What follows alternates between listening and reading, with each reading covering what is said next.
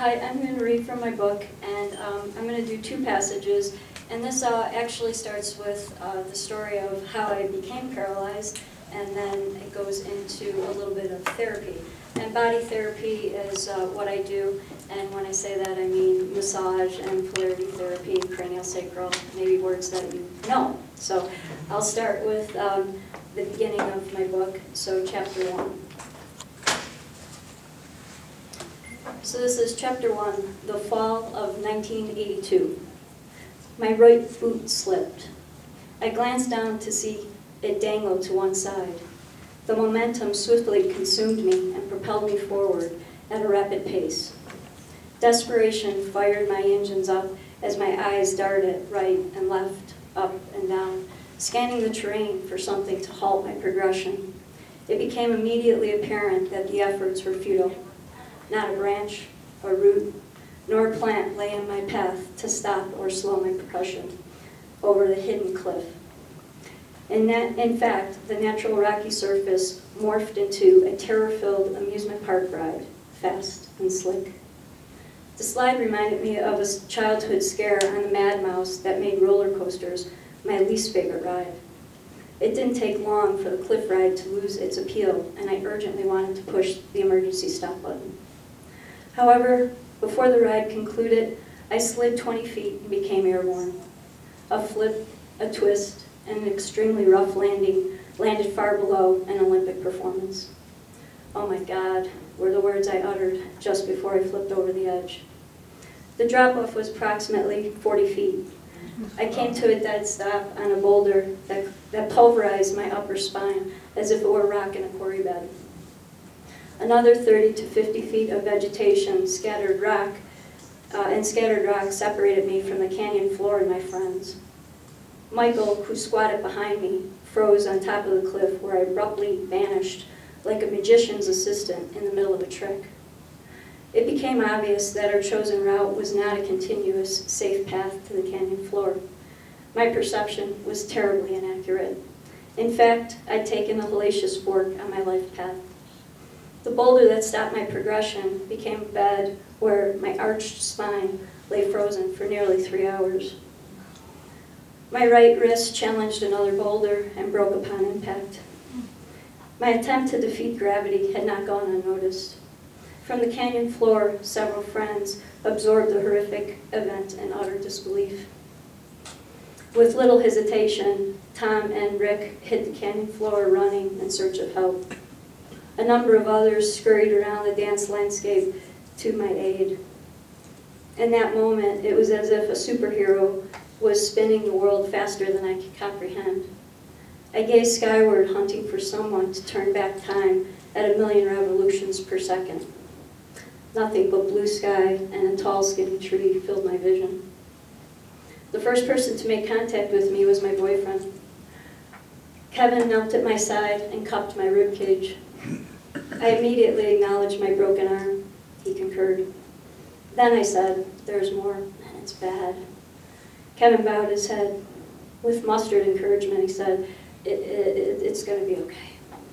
He remained by my side for a short time, and then he disappeared from sight. The instant Kevin withdrew his hands, I knew wholeheartedly my journey had just begun. My insides instantly expanded as if my body were a water balloon being pumped full of a high volume of liquid. It felt as though my insides were being forced against my outer shell, and I was reaching a critical level. I felt helpless, out of control, and extremely scared. Even my knight in shining armor could do little but wait for help.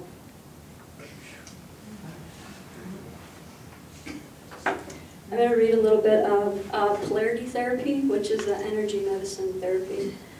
And this was when I was in school studying therapy. Although shiatsu therapy initiated my interest in energy medicine, the study and application of polarity therapy sculpted a new design.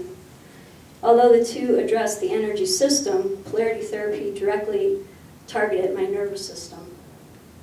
As a result, the energy patterns that were warped by the boulder and the impact of my fall unearthed a state of balance. Polarity therapy assists healing through body work, diet, exercise, attitude, and love. A polarity therapist may work directly on or above the physical body. Various applications of touch apply. Energy patterns widely vary in the human body, yet they consistently overlap each other. Tamasic energy follows the fingers and the toes, flowing in a vertical line through the body. Sattvic energy travels through the midline and circles the body in a side-to-side fashion, visually resembling the rib cage. Rajasic energy is used to activate blocked energy. It spirals from the front of the body to the back and begins at the belly button. Cross currents connect opposite sides of the body. Positive energy rests in the superior region of the body, while negative energy lies inferior. Negative energy is simply a dense quality of energy, having trickled down in the system and remained for some time. Each cell holds a positive and a negative charge, proton and electron, respectively. Similar to the electrical cord transmitting energy, both a positive and negative charge are necessary to create a neutral state. In the human cell, the neutron contains the neutral state. Although the word negative has an unfavorable connotation in our society, energetically, positive energy would be lost without negative energy. Negative energy balances positive energy, creating a neutral state and vice versa. Neutral ground is a noble achievement. Positive energy is expressive, neutral energy is integrative, and negative energy is receptive. The goal of a polarity therapist is to track the energy system and to find and disperse energy blocks. Polarity therapy has profound effects on the body's nervous system or electrical system. With my history, this therapy instantly pierced my core and the center of my being. Crushing my spine naturally disturbed the core. Internally, as well as externally, my energy scattered. The boulder had strewn me into a million energetic pieces. I became a vessel of fragmented parts contained in one receptacle. Polarity therapy helped me to gather all the pieces and slowly reassemble a complete puzzle. After my initial recovery, my appearance was viewed as quote-unquote normal by the outside world. My ability to move physically through my days and nights projected the illusion of normalcy. To me, it felt as though I picked up a foreign body in the hospital. We were like strangers in the same house, residing on different floors. Polarity therapy instilled a new awareness in me and assisted my internal reunion by welcoming the stranger within the walls of my structural home. And ironically enough, I'm from Chicago, Illinois, and my mother is here tonight. She helped me very much in my recovery. She was my everything, so I'd just like to acknowledge her tonight.